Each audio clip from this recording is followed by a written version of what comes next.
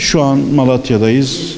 Depremin 27. günü ve bu günde yine depremzede kardeşlerimizin ihtiyaçlarını gidermek için bizler sahadayız.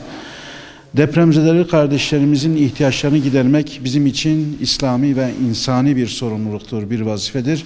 Bunu devam ettireceğiz inşallah. Burada hayırseverlere de sesleniyoruz.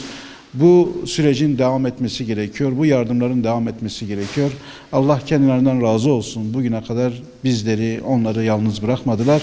İnşallah bundan sonra da onların desteklerini yanımızda görerek bu ihtiyaçların giderilmesi için bizler elimizden ne geliyorsa inşallah sarf edeceğiz. Uzun süreçte kardeşlerimizin yanında kalacağız. Tabii ki yani şu an sahayı gezdiğimizde özellikle on binlerce çadırın kurulduğu, konteyner kentlerin kurulduğu ve insanların hala deprem korkusuyla evlerine giremediği bir dönemdeyiz. Onların yanında olmamız lazım, onların ihtiyaçlarını gidermemiz gerekiyor. Uzun sürecek bir süreç, Ramazan var önümüzde. İnşallah bu süreçte de onların yanında olacağız. On binlerce kardeşimize her gün burada sıcak aş pişirip onlara ikram edeceğiz.